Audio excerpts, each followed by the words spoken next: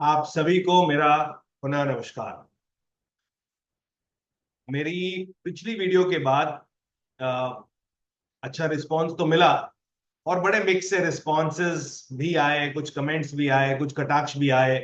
कोई मुझे सलाह दे रहा था कि आप कांग्रेस को ये समझाओ, कोई मुझे सलाह दे रहा है मैसेजेस में कि आप बीजेपी को ये समझाओ। दोस्तों, मैं हाथ जोड़ के विनम्र विनती करता हूं, मैं किसी को समझाने लायक उस उस हैसियत का आदमी नहीं। बहुत बड़ी बड़ी सरकारें हैं।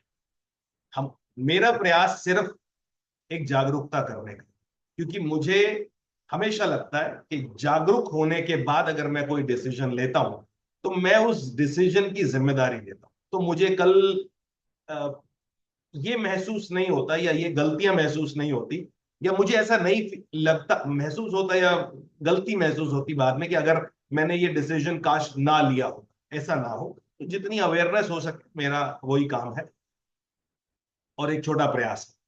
अब आते हैं बात, पिछली बार हमने 5 पैरामीटर्स को स्टडी किया, जिसमें पहला पैरामीटर था पर्सन, व्यक्ति। व्यक्ति और व्यक्तित्व के बारे में हमने गहराई में समझने की कोशिश करी।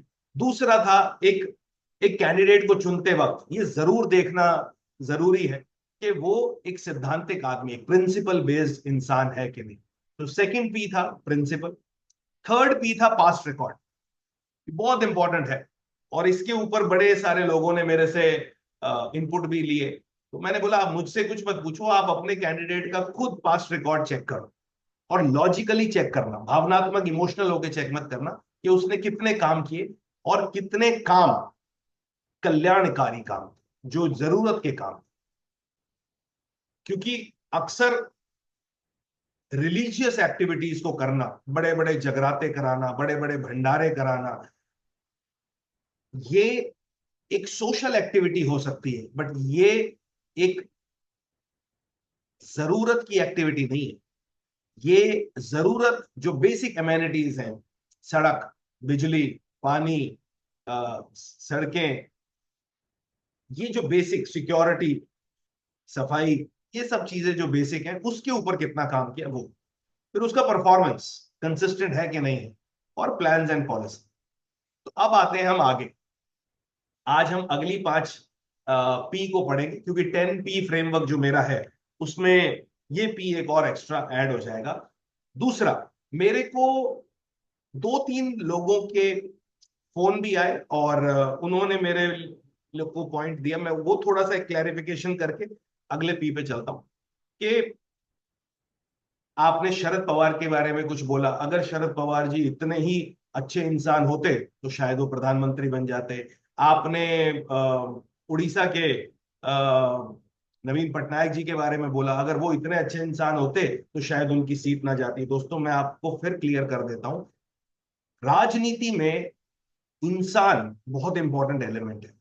पार्टी कब बनी? जब इंसान मिले और एक विचारधारा पे उसको आके लेके चले।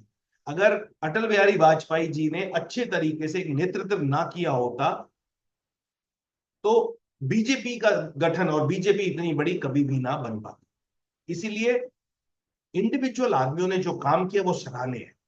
गलतियां सबसे होती हैं, इतना बड़ा राजनीतिक करियर है तो सबसे कुछ ना कुछ गलतियां हुई होंगी। लेकिन मैंने आपके साथ जितनी भी बातें शेयर करी हैं वो मेरा खुद का पर्सनल एक्सपीरियंस है, और उन लोगों का जिन पे मैं बहुत भरोसा करता हूं उनसे सुनी हुई बातें। तो इसलिए मैंने जो भी बोला बड़ी जिम्मेदारी के साथ बोला। और राजनीति बिना इंसान के नहीं होती। अगर आज भी हम मोदी जी के नाम पर अगर वोट देते हैं, मोदी जी के नाम पे वोट देते हैं। अगर आज लोग कांग्रेस पार्टी अगर हरियाणा में हुड्डा जी के नाम पे वोट दे रही है या उनके और किसी नेतृत्व के नाम पे दे रही है, तो इंसान के साथ जुड़ा हुआ एक लोगों का प्यार है, इसलिए वो वोट बैंक उधर कन्वर्ट होता है।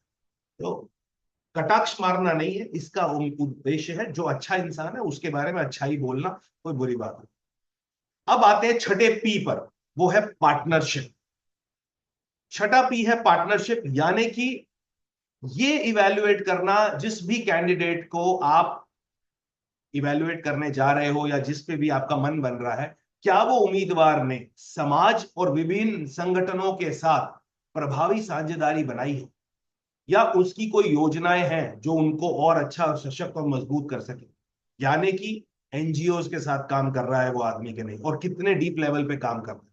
सिर्फ पैसा देके फोटो खिंचवाना ये काम नहीं होता, कंसिस्टेंटली काम हुआ कि नहीं हुआ, इंडस्ट्रियल एसोसिएशंस के साथ वो काम कर रहा है कि नहीं, सोशल ऑर्गेनाइजेशंस के साथ वो काम कर रहा है कि नहीं, तो किस तरीके से उसने अपने इर्द गिर्द की जो विभिन्न संगठन है उनको साथ लिया है। मैक्सिमम, और मैं बार बार कहूंगा, रिलीजियस और पॉलिटिकल, इन दोनों को खिचड़ी मत पकाना। हमारा नेता भंडारे कराता है, हमें तीर्थ स्थल पे यात्राएं कराता है, वो एक अच्छा एस्पेक्ट है उसका, पर उसका मतलब ये नहीं है कि जो मेरी बेसिक नेसेसिटी मेरे शहर की है, जहां एक एनजीओ अगर गरीब बच्चों के लिए काम कर रही है, उसको सशक्त बनाना भी उसका काम है। अगर एक एनजीओ बुजुर्ग लोगों के लिए, सीनियर सिटीजन के लिए काम कर रही है, उसको सशक्त बनाना भी हमारे उम्मीदवार का काम है। उसने कितनी एसोसिएशंस के साथ, कितनी विभिन्न एनजीओ के साथ, अलग अलग संगठनों के साथ जुड़कर, जिनकी एक संगठन बनता है, एक विचारधारा है, उन सबको सपोर्ट करने की कोशिश की। और अगर इस चीज के ऊपर आपको एक बहुत अच्छा जवाब मिल जाता है, जरूर बढ़े। तो अब मैं आज इंसानों के एग्जाम्पल नहीं दूंगा, क्योंकि पिछली वीडियो में बहुत सारे लोगों ने बड़े बड़े अजीब अजीब सी बातें करी, तो इसलिए मैं सिर्फ एस्पेक्ट और पर्सपेक्टिव शेयर करूंगा। अब इससे रिलेटेड एक कोटेशन है जो मैं आपके साथ साझा करना चाहूंगा। वो है कि सच्चे नेता की शक्ति उसकी साझेदारियों में होती है, जो उसे और समाज को मजबूत बनाती है। अब देखिए, अगर हम बॉलीवुड देखते हैं, हम बिजनेसेस में देखते हैं, बहुत जगह पर पार्टनरशिप की बहुत वैल्यू है। अब इसके पीछे बड़ा एक लॉजिक भी होता है। उन सब को एक परिवार के रूप में एक सजोकर साथ ले जाने की अगर उसकी क्षमता है, इसका मतलब क्या है कि वो पार्टनरशिप अगर कर रहा है, इसका मतलब वो लोगों को साथ ले जाने की कला रखता है। उसके अंदर वो पेशेंस है, उसके अंदर वो सबर है, सबर है, नॉलेज है कि कैसे लोगों को साथ लेके जाना है। तो ये बहुत बड़ा एक एलिमेंट है, आप इसको जरूर चेक कीजिए। अब आते हैं हम सातवें पी। सातवां पी है प्रॉब्लम सॉल्विंग एबिलिटी, यानी कि समस्या का समाधान ढूंढने की कला, या नियत, या हिम्मत। अब इसके पीछे सवाल क्या है? अब जिस भी उम्मीदवार का आप चयन कर रहे हो, अगर तो आप उससे पर्सनली मिले हो तो बहुत सॉलिड तरीके से आप उस चीज का जवाब दे सकते हो। नहीं तो जिस भी बंदे ने, उनके अंधभक्तों को छोड़ के जिन्होंने भी उनको मिला, उससे जरूर पूछिए क्या उम्मीदवार समस्याओं का समाधान ढूंढने की क्षमता रखता है, क्या वह बहानों की बजाय ठोस समाधान प्रस्तुत करता है। अब इसके पीछे इसका बड़ा सिंपल सा एग्जांपल है, मेरा भी बहुत तजुर्बा रहा लोगों से, राजनीतिक लोगों से मिलने का। कई लोगों को मीठी गोली देने का बड़ा अ, अच्छी स्किल आती है। आप उनके पास जाएंगे, वो आपका अवगत करेंगे, बात करेंगे, आपको एक ऐसा आश्वासन देंगे कि आपका काम हो जाएगा। फिर आप घूमोगे, फिर फॉलो अप करोगे, फिर आपको बोलेंगे काम किया था, बात की थी, पर अभी वो आगे कर रहे, तो दे वो घुमा फिरा कर आपको ऐसा महसूस होगा कि इस इंसान ने मेरे लिए बहुत ज्यादा प्रयास तो किए, पर काम नहीं हो पाया। तो आप का काम तो नहीं हुआ, लेकिन आपको ज्यादा बुरा भी नहीं लगा, क्योंकि आपको लगा कि इस इंसान ने मेरे लिए प्रयास तो किए। लेकिन कई ऐसे लोग होंगे, उसकी परख क्या है कि बहानों की बजाय कि ये तो सरकार का काम है, ये उसका काम है, ये तो बहुत बड़ा प्रोजेक्ट है, ये तो अभी नहीं हो सकता, वो एक रूपरेखा के तौर से उसका स्टेप लेता है। एक स्टेप लेगा, मान ले वो उस काम को पूरा करने में 10 स्टेप लगने होंगे। बड़े बड़े काम को सक्षम करने के लिए टाइम भी लगता है, लेकिन उसका नियत हमेशा होगी कि अभी पहला कदम क्या लिया जा सकता है, वो लेगा। वो आपके सामने इमीडिएटली फोन उठाएगा, फोन लगाएगा, उसी वक्त उस अधिकारी से, उस कंसर्न आदमी से बात करने की पहली कोशिश जरूर करेगा। नहीं तो उसके बारे में जानकारी लेने की जरूर कोशिश करें। तो अगर आप जिस उम्मीदवार का चयन कर रहे हैं उसके बारे में अगर ये बात तय है कि वो ऐसा है, आप महसूस करते हो, या जो आपके वो लोग हैं जिन पे आप विश्वास करते हो और वो ऐसा कहते हैं, तब आप उसको इस पैरामीटर में भी टिक कर सकते हैं। समस्या का हल ढूंढने का साहस ही सच्चे नेतृत्व की पहचान। और आपको ना ये बहुत कम दिखता है, बहुत कम दिखता है। मेरे करियर में बहुत ही कम लोग हैं। गुड़गांव की अगर मैं बात करूं तो मुझे बहुत ही इक्का दुक्का कोई इंसान ऐसा दिखा जो गोली देने में तो सारे माहिर हैं उसी टाइम कहकर और आगे बढ़ने में, लेकिन एक ही दो इंसान ऐसे लगे जिन्होंने उसी टाइम फोन लगाया, कुछ प्रयास किया, स्टेप 1 लिया, स्टेप 2 लिया, और दूसरी चीज फॉलो अप लेकर उस तरीके से आपको डिलीवर करने की भी कोशिश करें। अब एक और चीज आती है, अब आता है पर्सपेक्टिव। अगला 8वां पी है पर्सपेक्टिव, यानी कि दृष्टिकोण। अगर याद हो, मैंने पिछली वीडियो में भी एक बड़ी प्यारी कहावत शेयर करी थी कि किसी ने चांद देखा तो किसी ने कीचड़ देखा, और किसी ने चांद में भी दाग देखा, और किसी ने कीचड़ में भी कमल देखा। अब अगला सवाल यह आता है कि पर्सपेक्टिव, आपके उम्मीदवार के पास भविष्य के लिए कैसा दृष्टिकोण है? क्या वह समाज की वास्तविक आवश्यकताओं को समझता है? क्या उसका पर्सपेक्टिव पॉजिटिव है? अब आप देखिए आज की पॉलिटिक्स कैसी है। अगर आप टीवी खोल लें तो आपका पॉलिटिक्स देखकर वो जो डिबेट्स हो रही होती हैं, गाली गलौज हो रहा होता है, एक दूसरे पे आरोप प्रतिरोप लग रहे होते हैं, वो पॉलिटिक्स का स्तर बहुत ही घटिया से भी घटिया होता चला जा रहा है। लेकिन मैं जिस कैंडिडेट का चयन करने जा रहा हूं, जो मेरे शहर को आगे बढ़ाने की हिम्मत रखता है, उसका दृष्टिकोण कैसा है? क्या वो दुनिया में बैठकर हर एक की बुराइयां कर रहा है? क्या वो अपने को ही सुप्रीम बताकर सबको गलत कर रहा है? क्योंकि कभी भी ऐसा नहीं होता। एक अच्छे राजनेता की, एक अच्छे पॉलिटिकल आदमी की पहचान है कि वो अपने काम के दम पर लोगों से सलाम करवाता है, ना कि तालियां बजवाकर और ठोक, ना कि सिर्फ पार्टी की वाहवाही लूट। वो अपने काम के दम पे करता है और उसके पास एक बड़ा अच्छा दृष्टिकोण होता है। और आप देखेंगे कि अक्सर ऐसे लोग दूसरों की बुराई करने की बजाय अपने काम पे फोकस करते हैं, क्योंकि उन्हें पता है कि अगर वो इस डायरेक्शन में गए तो फिर आरोप प्रतिरोप की राजनीति के शिकंजे में वो फंस जाएंगे, और फिर इससे निकल पाना बड़ा मुश्किल है। आप देखिए, एग्जाम्पल वही है ले दे के, अगर आप गडकरी जी को देखें, हर पॉलिटिकल पार्टी उनका इज्जत मान करती है, चाहे विचारधारा अलग है, लेकिन क्यों करती है? क्योंकि उनका दृष्टिकोण पॉजिटिव है। वो किसी के बारे में खामखा गलत घटिया नहीं बोलते। तो ये उनकी एक क्वालिटी है। अब आ जाते हैं इसी तरह से जयशंकर जी के ऊपर, इसी तरीके से और बड़े अच्छे कई राजनेताओं के ऊपर, राजनाथ सिंह जी के ऊपर। वो लोग आरोप नहीं लगाते, वो लोग अपना व्यक्तित्व रखते हैं, दूसरों की बात को काटते हैं जहां पर वो गलत बोला गया होता है, लेकिन घटिया स्तर पे नहीं जाते, और वो अपने काम पे फोकस रखने में ज्यादा विश्वास रखते हैं। तो इसी तरीके से अगर हम बात करते हैं, ऐसे अलग अलग बहुत नेता है, हर पार्टी में ऐसे नेता है। लेकिन आज आपने गुड़गांव के लिए या हरियाणा में जब आप अपने नेता को चुनने जा रहे हो, आपके नेता की पुराने वीडियोस को खंगालो, उसकी जबान सुनो। क्या वो टॉन्ट मारने वाली जबान है? क्या वो आरोप प्रतिरोप वाली जबान है? क्या वो जबान में सकारात्मकता है? क्या वो जबान में फ्यूचर का विजन है?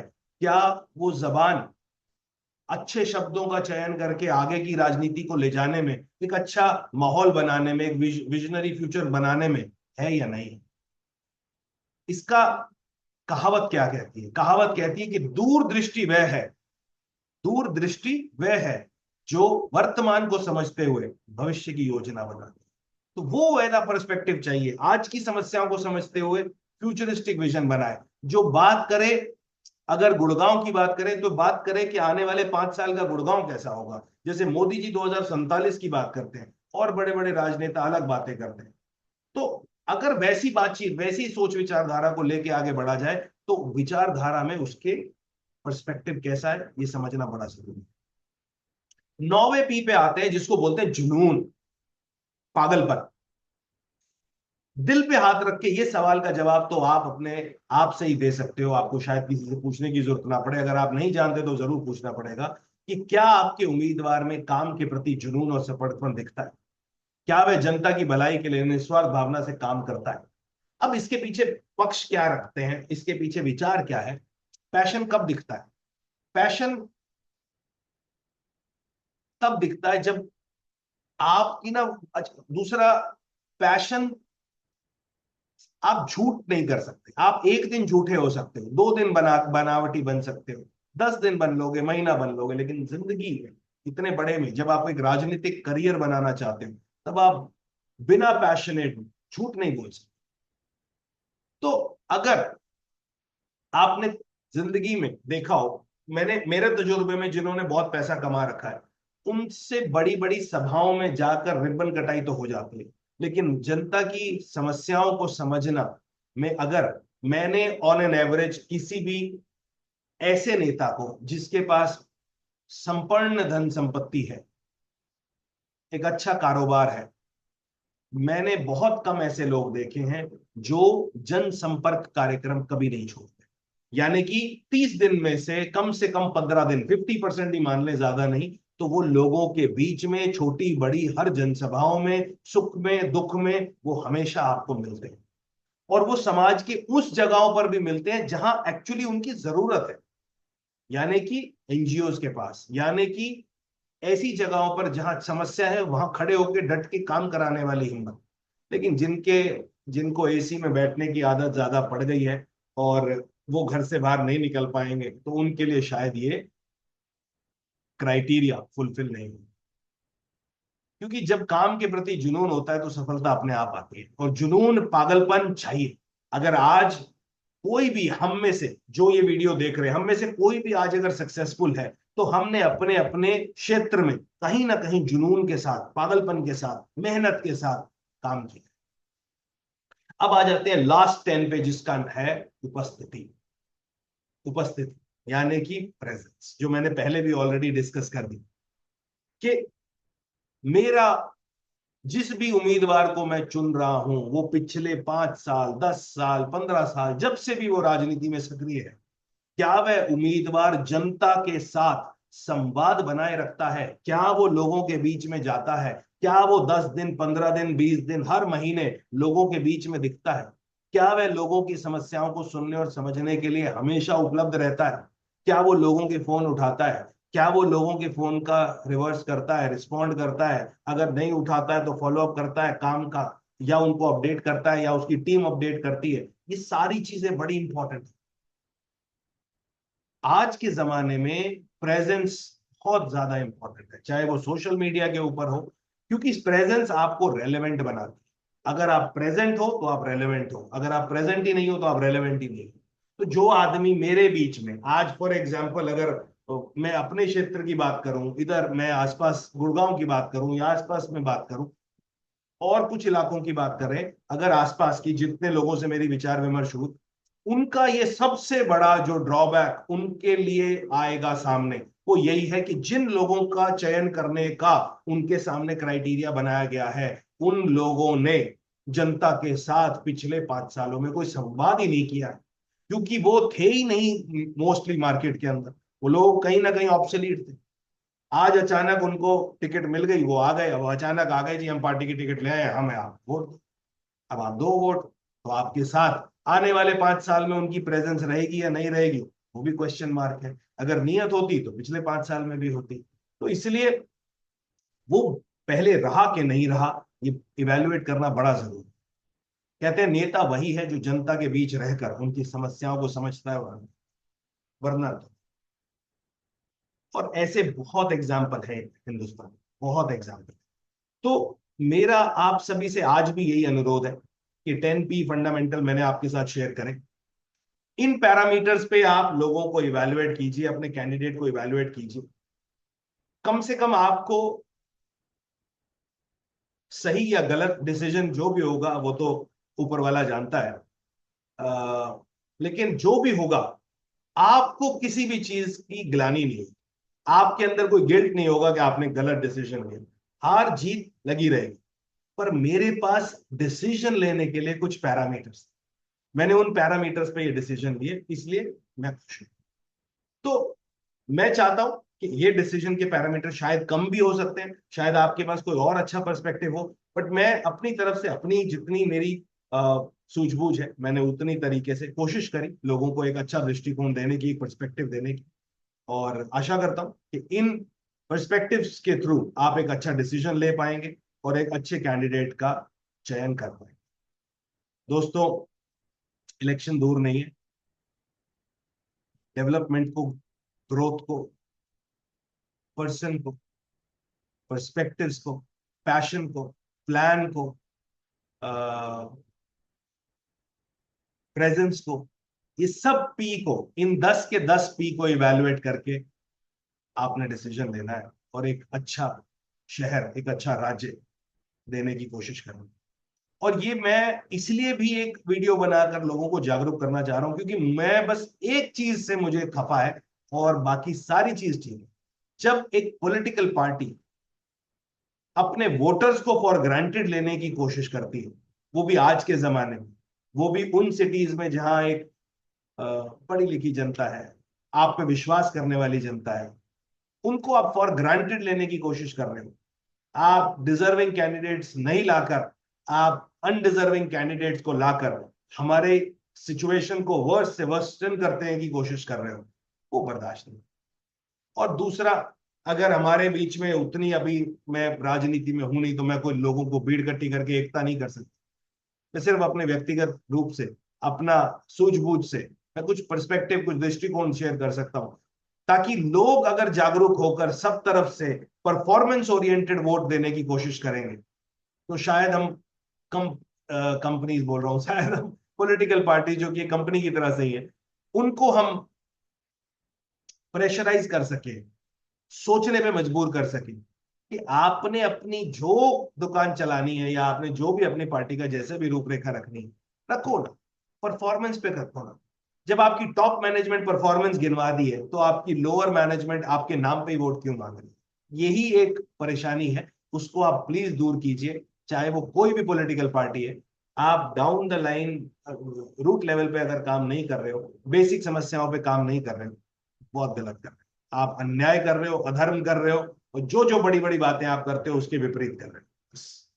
तो यही मेरा लास्ट शब्द थे, मैं और ज्यादा कुछ नहीं कहूंगा। बहुत बहुत धन्यवाद मेरी वीडियो को लाइक करने के लिए, और आशा करता हूं कि कुछ अच्छा हो, अच्छे बदलाव में मेरा भी एक योगदान हो। धन्यवाद।